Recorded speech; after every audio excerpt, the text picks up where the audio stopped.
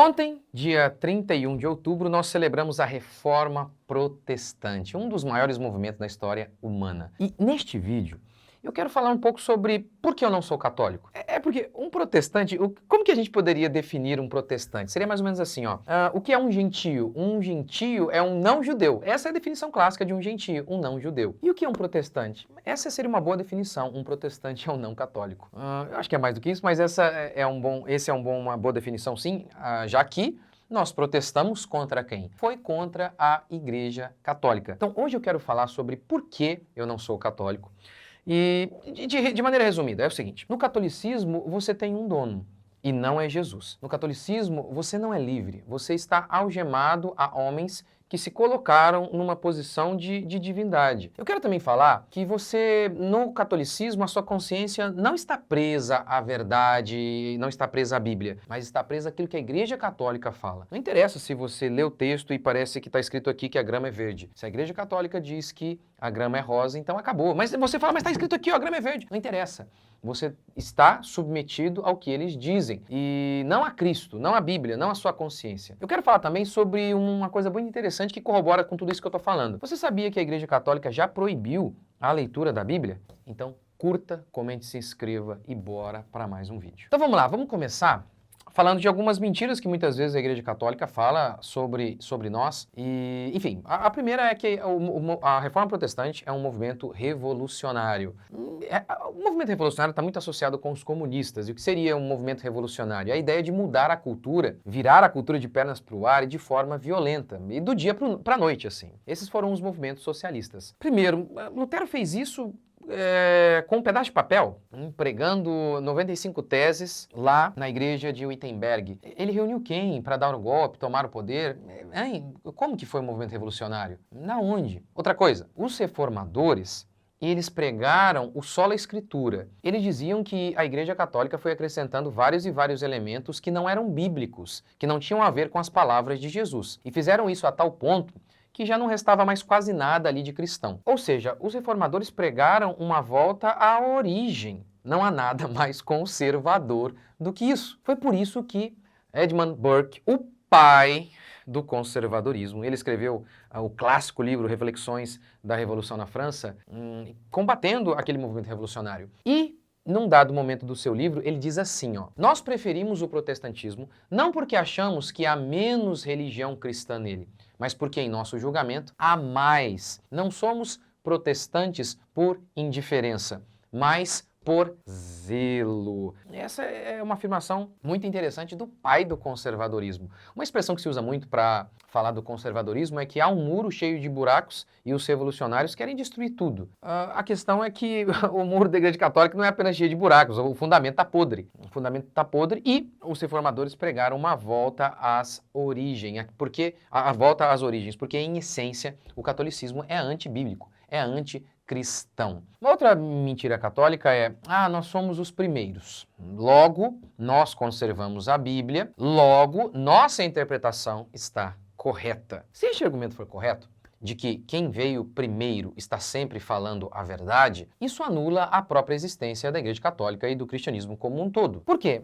Porque, de fato, quem veio primeiro foram os judeus. De fato, quem preservou a Bíblia primeiramente foram os judeus. Eles preservaram a Bíblia antes. Se quem veio primeiro está certo, se quem preservou a Bíblia primeiramente está certo, logo os judeus estão certos. E, segundo eles, a interpretação deles da Bíblia, do Antigo Testamento, é: o Messias ainda não veio? Ou seja, para eles, Jesus, como Deus, como Messias, é uma fraude. O que anula, em essência, o catolicismo e também o cristianismo, que eu estou separando aqui porque, para mim, uma coisa é o cristianismo verdadeiro, outra coisa é a Igreja Católica. Então, a verdade é a seguinte: mesmo que você tenha preservado as obras de Michelangelo, isso não faz de você um artista. O fato de você ter guardado, por exemplo, a prancha do melhor atleta, como é o nome dele mesmo? Me ajuda aí, o surfista, Kelly Slater. Não faz de você um surfista. O fato de que quem veio antes significa, então, que só porque veio antes, ele, então, está falando a verdade? Isso é um argumento que não é racional, um negócio desse. Então, não adianta preservar a Bíblia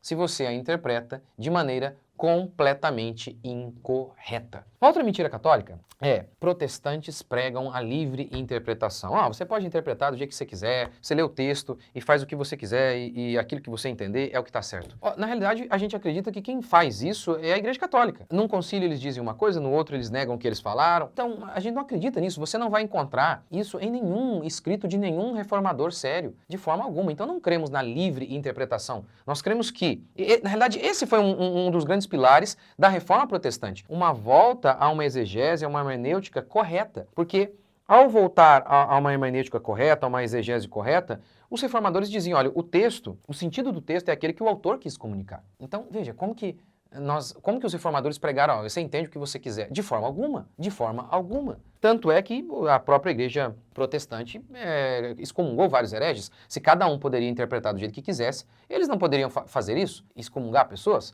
Eles apenas diriam: não, você tem uma interpretação e ótimo, não tem problema nenhum, isso aí que você falou, o outro aqui e tá tudo certo. Então não existe paralelo nenhum nisso na história reformada. Então é um negócio que não tem pé nem cabeça. Agora, a questão é a seguinte, né? A Igreja Católica, ela prega que ela é a detentora da interpretação, que ela é a dona da Bíblia, que ela é dona também, inclusive, aí, por consequência, da alma de cada um.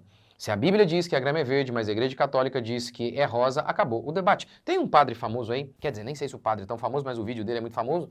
Ele diz assim: se você diz, você católico, onde está isso na Bíblia? Convença-me. Pronto, você já se tornou um protestante. Tá vendo? Na Igreja Católica você não tem que te convencer de nada.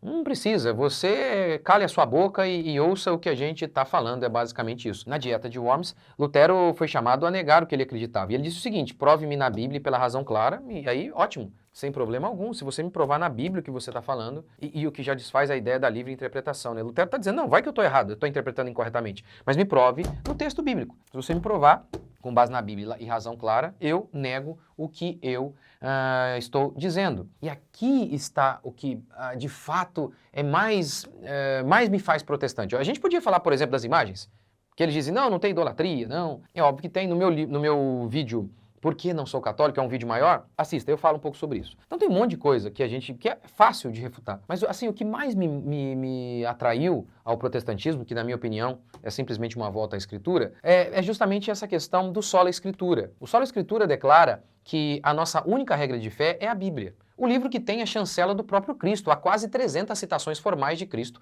chamando o Antigo Testamento de Palavra de Deus. E no Novo Testamento, o Novo Testamento, ele foi escrito pelos apóstolos, escolhidos diretamente por Cristo, que receberam diretamente de Cristo a mensagem. Esse sempre foi o critério aí de canonicidade. Ou seja, a gente tem a chancela do próprio Cristo aqui, que declara que e chama a Bíblia de a Palavra de Deus. É o Cristo dizendo. Não somos nós, é o Cristo. Então, a Bíblia é sem erro. E os católicos acreditam nisso também. Como então, na crença católica, a Bíblia ela é inferior à igreja?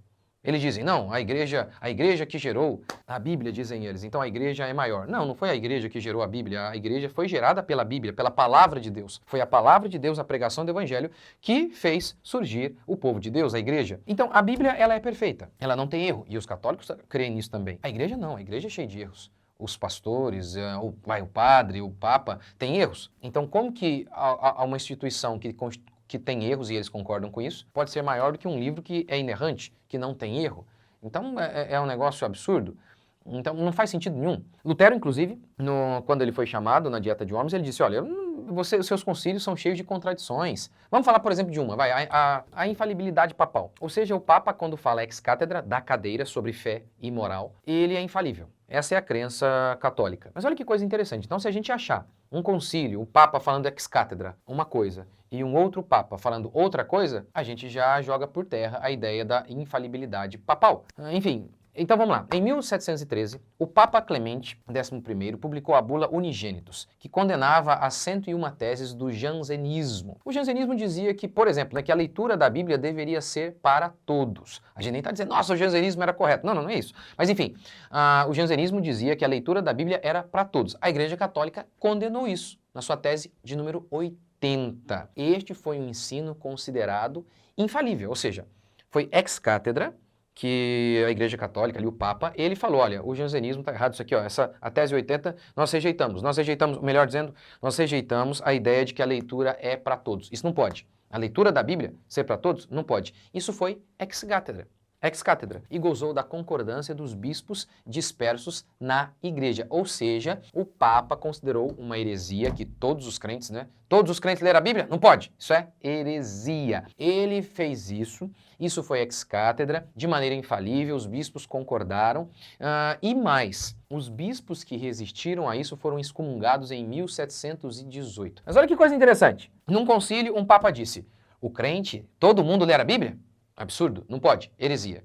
Mas aí, num outro concílio no Vaticano II, a Igreja Católica afirma, é preciso que tenha acesso à Escritura Sagrada, que o acesso à Escritura Sagrada seja amplamente aberto aos fiéis. Ou seja, num concílio ali, falando sobre fé, o Papa fala, olha, não pode ter leitura da Bíblia para todo mundo. Aí vem um outro concílio e a Igreja Católica, aí o Papa fala, olha, a Bíblia tem que ser para todo mundo tem que ler a Bíblia. E tem mais, o próprio Catecismo Católico diz assim, a Igreja exorta com ardor e insistência todos os fiéis a que aprendam a sublime ciência de Jesus Cristo pela leitura frequente das Divinas Escrituras. E a gente tem mais, né? Mais contradições aí, por exemplo, o Papa Adriano II, ele disse, olha, o segundo casamento era válido. Aí o Papa Pio XII disse, é inválido. A Igreja Católica, o Papa vai lá e condena a Joana d'Arc, diz, bruxa. Aí vem um outro Papa e diz, santa. Clemente XIV acabou com os jesuítas. E aí Pio VII restaurou-os. Então, assim, só isso a gente já mostraria que há contradições. Mas, pastor, Lutero e outros pastores erraram. E até falaram absurdos. Sim, mas nós nunca afirmamos que a nossa fé é baseada no que eles dizem. E nunca dissemos também que eles são maiores que a Bíblia. Que quando eles falam ex-cátedra, eles são infalíveis. Não, de forma alguma. Lutero então disse, olha, se vocês me convencerem pela Bíblia e pela razão, eu estou disposto a negar. Mas a Igreja Católica não precisa convencer. A gente teve uma visão aqui de que Maria foi assunta ao céu sem pecado. Cadê? Tem alguma prova? Alguma passagem bíblica que diga isso? Não, não tem, mas a gente está falando aqui e acabou, e cala a boca e vocês têm que submeter. Então, não é que a gente rejeita a ideia de autoridade, está na Bíblia, mas a autoridade, ela não é um fim em si mesma. Ela não tem autoridade dela mesma. Todas as autoridades, como disse Jesus, são servos. E aí, a gente deve se lembrar daquela frase que Pedro disse quando as autoridades da época disseram, olha, vocês têm que parar de pregar isso. Eles disseram como? Olha, convém obedecer a Deus e não aos homens. Ou seja, no protestantismo, é verdade, tem muita gente que fala um monte de besteira. Tem, claro, né, quando você tem liberdade, você tem um monte de gente falando besteira. Mas aí você também vai encontrar gente falando a verdade. Já no catolicismo, você tem uma unidade de mentira. Só pode ali a mentira ser falada. A verdade é proibida. Então, é isso que é interessante. Lembra dos bereanos? Enquanto Paulo falava, diz o texto que os bereanos foram conferir. Mas espera aí, deixa eu ver se é isso mesmo. Mas lembra que um padre falou? Ele disse exatamente isso. Se você quer conferir o que a igreja está falando, pronto, você já deixou de ser católico, você se tornou protestante. É verdade, é isso mesmo. A gente tem prazer em submeter aos nossos líderes, aos nossos pastores, mas eles precisam se submeter à palavra de Deus, porque a alma de um cristão tem dono e se chama Jesus Cristo de Nazaré. A nossa alma pertence a Ele. No catolicismo não é assim. Você tem que, se você lê o texto e fala, poxa, mas parece que isso aqui que Jesus está dizendo é diferente daquilo que você está dizendo aí, padre ou papa, e convença-me. Não, eles não precisam convencer.